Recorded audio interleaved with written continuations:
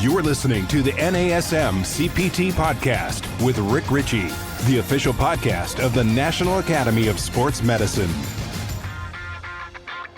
Welcome to the NASM-CPT podcast. My name is Rick Ritchie, and we are continuing with an anatomy lesson today. Previously, we'd gone through several different muscles in the lower extremity, so we're just picking up where we left off. So let's get right into it. We're going into the anatomy of the hamstring muscle group. There are three muscles in the hamstrings. The major one that we'd look at primarily it's going to be the lateral hamstring muscle called your biceps femoris. And the reason it's the major one is if you've ever seen somebody do a hamstring curl, whether it was seated or prone or on a ball, and they do this curl, people tend to have their feet turn away from each other, kind of like their feet are mad at each other. They're just not talking anymore. And the feet turning away from each other is an indication that there is a rotation that's going on that may not necessarily focus as much on the other two muscles in the hamstring group. Now, here are the muscles. You've got your biceps femoris, and there are two portions of the biceps, or two heads. It is the short head and the long head. The short head does not cross over the hip. It crosses the knee only. The long head of the biceps femoris crosses both the knee and the hip. Now, the semi-sisters on the other side, semimembranosus, semitendinosus, and they cross both the knee and the hip. When we oftentimes think about the hamstrings, we think about knee flexion, and it is true. All components of the hamstrings will flex the knee. So the hamstrings are knee flexors. They're also hip extensors. So they run up and down on the posterior side of the body. They cross over the hip and into the ischial tuberosity, and they will do hip extension, except for the short head of the biceps femoris, which does not cross it over the hip. But here's the interesting thing is they're on either side of the knee. So the biceps femoris is on the lateral side, and the semimembranosus and tendinosus are on the medial side. So what happens there is that there is an external rotation of the tibia that can take place. And so what you might be seeing is the biceps femoris is either doing an external rotation of the tibia, causing the tibia to rotate, and therefore the foot to look like it is moving away. It's the rotation of the tibia. Or because it is on the lateral side of the hip, it has a hip external rotation as well. So that rotation could be coming from the hip, or it could be coming at the knee. But either way, biceps femoris is a knee flexor, it is a hip extensor, and it will also externally rotate the hip with the long head and will externally rotate the tibia at the knee joint itself. Semimembranosus, semitendinosus on the other side are knee flexors. Yes, they are hip extensors. Yes, but because of their location, they will also internally rotate the tibia, and they will also internally assist in rotating the hip. So we've got this internal rotation of the tibia, internal rotation of the hip joint. So we've got these rotations that we don't necessarily think of. Just in isolation, we'll look at their ability to flex the knee and extend the hip. We also know that functionally, they will eccentrically decelerate hip flexion and knee extension. As a matter of fact, when you go into a stretch, in order to lengthen them, you can bend forward at your hip with your knees fully extended, and you will feel a stretch. However, if you internally rotate at the hip or externally rotate at the hip, you'll feel different sections of the muscles being addressed. And so if you internally rotate, you might feel a little bit more of the biceps femoris being stretched. If you externally rotate at the hip, you might feel a little bit more of the semi-sisters, semimembranosus and semitendinosus being stretched. And that's the component parts of these. So it's not just what does it do in isolation, it's how it works functionally, how do we stretch it, what does it decelerate. And so if we think about while running, the hamstrings go into a very rapid hip flexion and knee extension.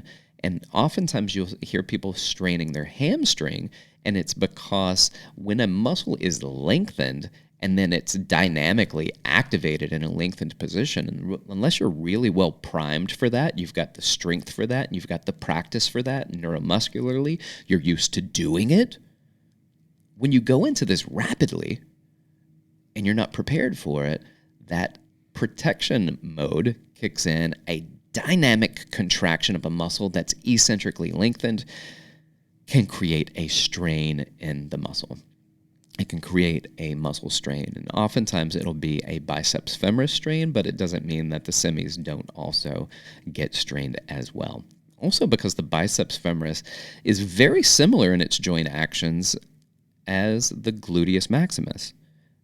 Obviously not at the knee, because the glutes don't cross the knee, but it does have an effect there. So think about this. With the gluteus maximus, you've got this large muscle, and its primary job is to extend the hip, right? Just like your hamstrings are synergists, glutes are going to be your primary hip extensors. It is an abductor and an external rotator. So you've got these multiplanar muscle here with the glutes that, and because it runs at an angle, so there's an oblique angle to the glutes, then you're going to actually have multiple planes of motion being moved through. So if it was straight up and down just on the posterior side, it might be sagittal. It was straight.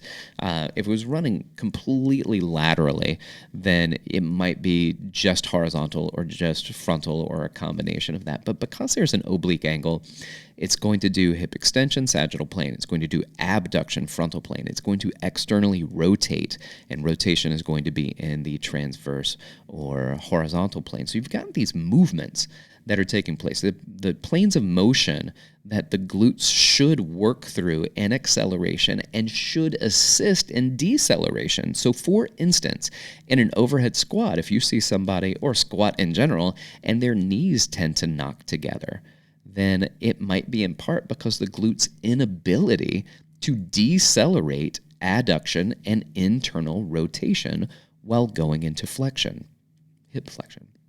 So you might see the knees knocked together. You might see a rotation of the knees as they duck in, and that's an issue there that we're looking at, the deceleration or the inability to decelerate those joint actions. Well, what muscle should be decelerating that joint action? The glutes will have a large deceleration component for that. So again, primary joint actions concentrically, hip extension, abduction, external rotation. What should it decelerate? The opposite of that. Hip flexion, hip adduction, hip internal rotation. So these are obviously it's an important muscle group, and you're going to see a carryover between what happens at the hamstrings and what happens at the glutes. So if we look at the biceps femoris and we look at the gluteus maximus, they both are hip extensors. They are both hip external rotators. They are both hip abductors.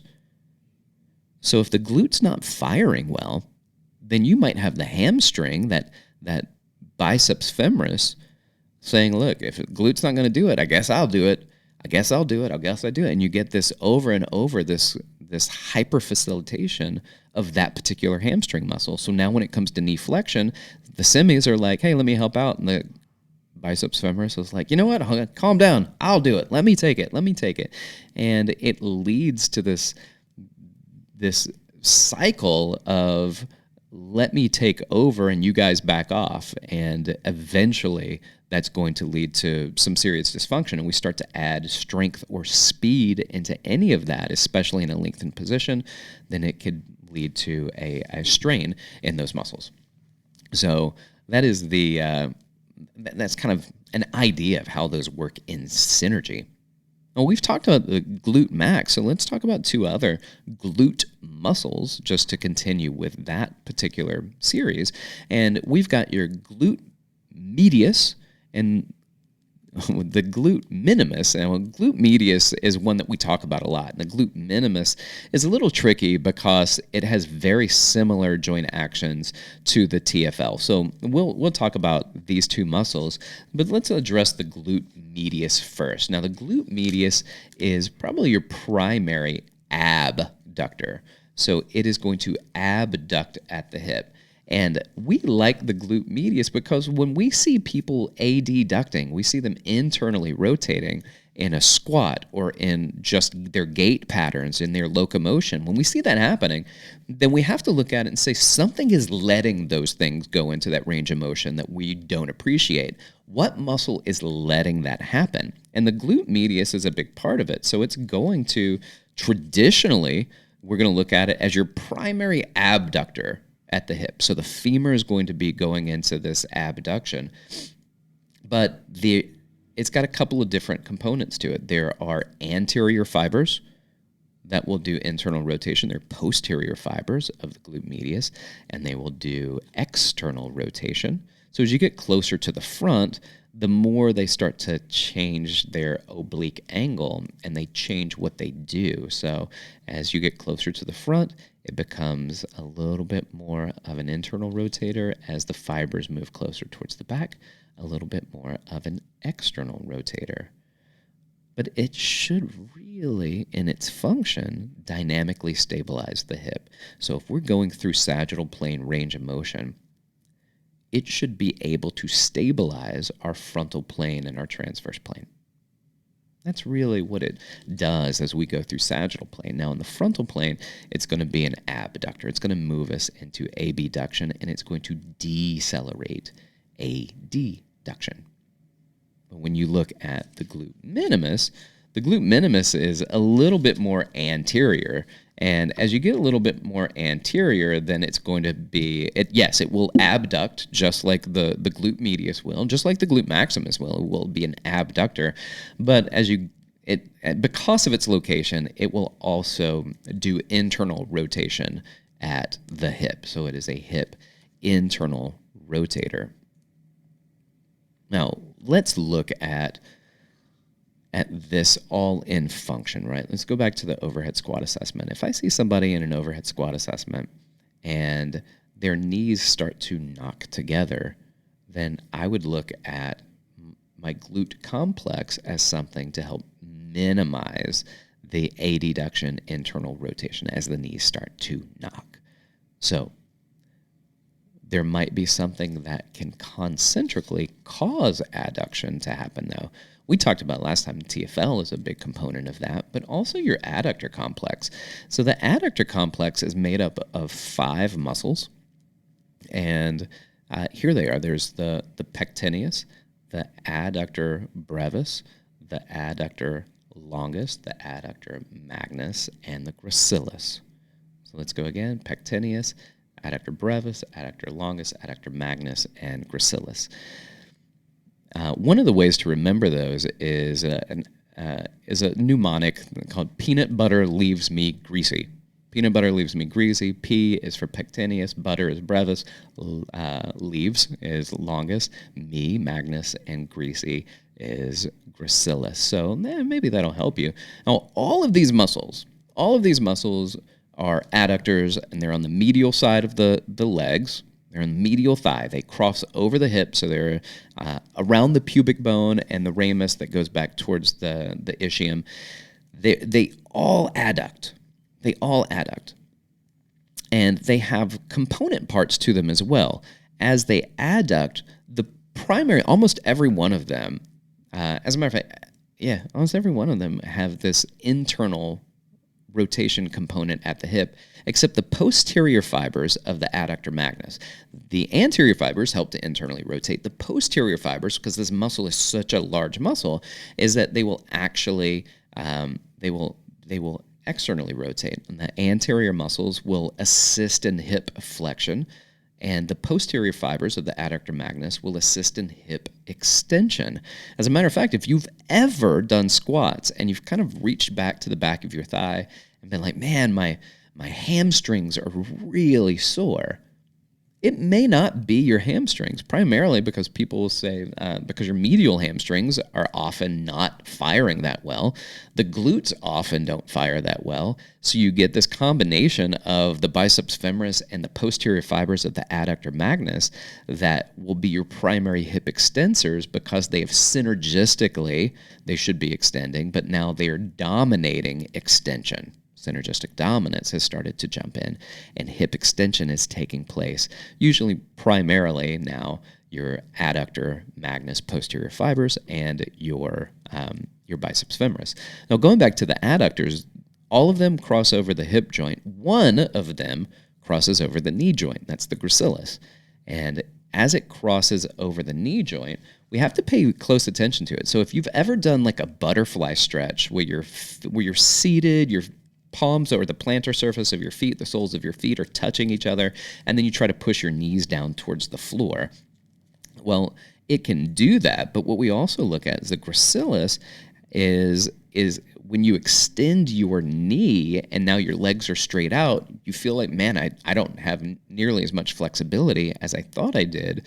It's not the other adductors that changed. The only adductor that changed would be the gracilis is now more greatly involved in that stretch, and that could be your limiting factor in your ability to go into that kind of split squat position as you stretch your adductors.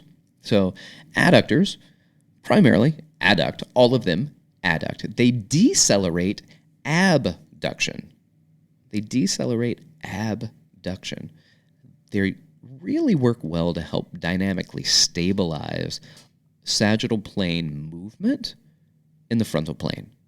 So it keeps our knee stabilized on the medial side, and then the abductors, like the glute medius, minimus, even glute maximus, help to stabilize in the frontal plane on the outside of the leg. So these stabilizers are additional functions of what would take place with both the adductor and abductor complex. So joint actions again, concentrically, adductors adduct. Let's just keep that in mind primarily. Anterior fibers can hip flex and internally rotate. Posterior fibers, adductor magnus, help to hip extend, and they will help to externally rotate. Now, let's get another muscle here. I like this muscle. It's called the Sartorius, and I always remember this muscle because of Biggie Smalls. Sartorius, right? Sartorius is the longest muscle in the body, and it's an interesting muscle. When you look at its location, it's got a lot of things that are going on here. It can help to flex the hip, it helps to abduct the hip, and it helps to externally rotate the hip. Now, that's a lot of things already, but it's not done. So we got hip flexion, abduction, external rotation, but it also crosses over the knee, and it's a really long muscle. So it crosses over the knee, and it can do knee flexion as well. It can do knee flexion, and it can also assist with tibial internal rotation or knee internal rotation. So when we look at all of these things together, if you think about what's happening, the Sartorius is the muscle that puts you in a cross leg position. So if you're sitting there with your right leg down, and you pick your left leg up and cross the left leg over the right leg so that the ankle is sitting on top of the knee, then it's this kind of figure four looking position that's taking place at the lower, at the legs. But it is what's called the Tailors Position. The Tailors Position. So one leg is crossed over the other leg, and they would lay and drape out clothes over the leg, and that way they could sew the clothing. What's the Tailors Position? Well, a tailor was called a sartorial. And so the Sartorius, in literal translation, means the tailor muscle. The Sartorius muscle is the tailor muscle because it puts you in that figure four cross-leg position where you've got one ankle over the knee of the other leg. So this Tailors position is the tailor muscle. The sartorial position is the Sartorius muscle, putting you into that position. Awesome. Well, I think that's pretty cool. I hope that you find some of these helpful. I'm going to add in a few more. We're going to continue to go with these these muscles and work our way through the lumbopelvic hip complex, the core musculature, and on up into the upper body. Thank you so much for listening. Continue to listen and to share. If you've got any questions, feel free to reach out to NASM directly. You can reach out to me. I'm more active on Instagram than anything else, dr.rickritchie. And you can also hit me up via email, rick.ritchie, R-I-C-H-E-Y, @nasm.org. This is the NASM-CPT podcast.